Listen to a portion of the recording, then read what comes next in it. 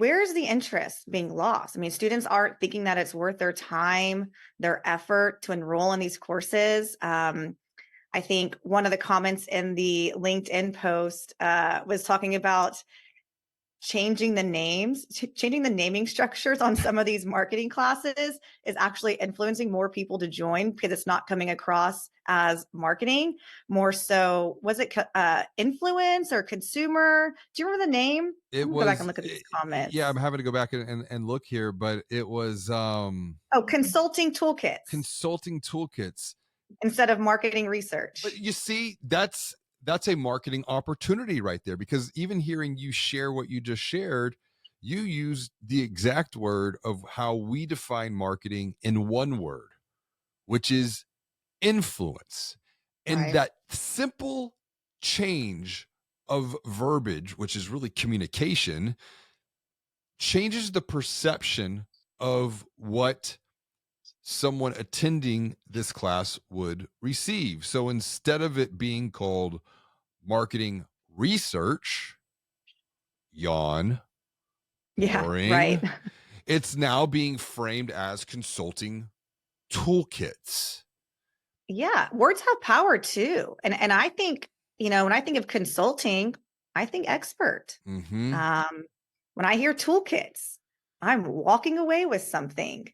Marketing research, you're right, yawn, boring And I think and vague. very and that idea of vagueness, what is really happening is that there's a lack of clarity into the value that I'm going to receive by attending one of these classes. That lack of clarity is rooted deeply further in confusion. And as Donald Miller often says, if you confuse, you lose. Yep. And when we think about this academia issue here, we also have to think about curriculum. So the Yep. curriculum being talked and facilitated is out of touch with what's going on in the quote unquote real world. I'm very empathetic to that fact because of the speed of change and transformation at a macro Right. level. What's driving that? It's exponential technologies. What is the result of this exponential technology growth? Transformation of the competitive landscape, transformation of the way that people connect and communicate. And I think that's the key thing that I want to keep coming back to, is this idea of communication. And then the third transformation is the way that people shop and make purchase decisions. Right. So is it safe to say that, and you've been on college campuses, Mhm. the curriculum is part of the problem? The curriculum is not evolving. And I think you made this note that, yes, the platforms are changing, the tactics might be changing, but the overall general theme of marketing and strategies may not be. And if we're going to look at marketing being influence, Right. whether or not the platforms, the technology changes, there should still be some similar themes Yeah, well, transpiring throughout time. yeah, and you also have to kind of consider what is piquing the interest of students today. True. And you've touched on this, you've used this word a couple of times, technology. Yeah. um I will say this, and if we kind of take this idea of perspective coming from academia to then practically apply this within financial services, within financial brands, what a leader learned about marketing during a set period of time is directly going to influence their perception of marketing. Case in point, if a leader's perception of marketing, and we'll say maybe belief is a better word than perception, if their beliefs about marketing were formed pre-internet, so pre 1994, they might subconsciously perceive marketing as broadcast, Right. billboard, radio, TV, direct mail, newspaper ads. One to many. Right. And that's a subconscious belief because theoretically, practically speaking, yes, they do know marketing has evolved. They're smart. They read, they go to conferences.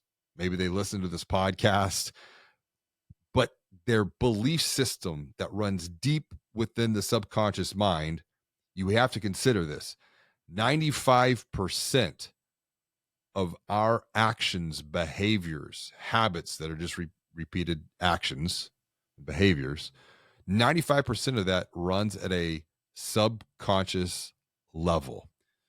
So, flash forward, that's pre internet. Now, let's say you have a leader who has a different experience, but their belief about marketing was formed from 94 to say 2008. And we'll call that Web 1.0. So, yes, it's the quote unquote internet age. However, from my experience, that belief system and structure about marketing, that perception about marketing is still informed by traditional broadcast methodologies, one to many, except now it's not billboards, it's rotating banner ads on a website's homepage. Right. It's mass email out to account holders. It's buying ads to create awareness for something, but there's still not much thought about targeting, personalization, down to the product line, down to the persona.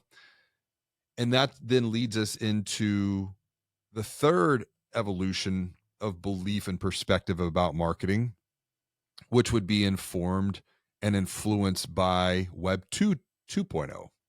So now we're looking at like 2008, and I'll call it to 2022.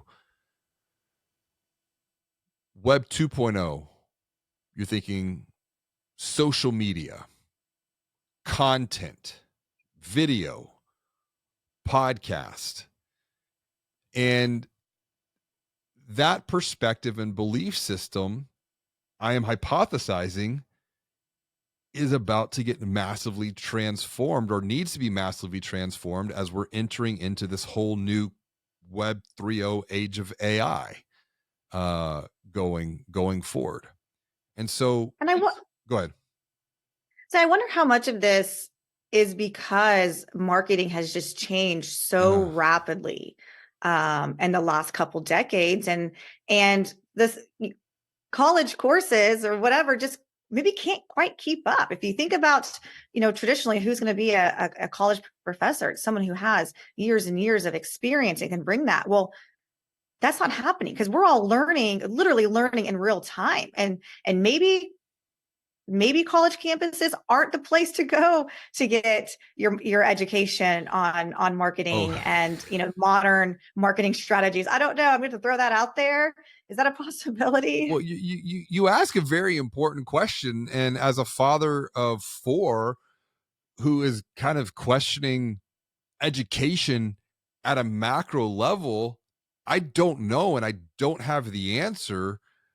I know that what has historically been true is no longer true going forward.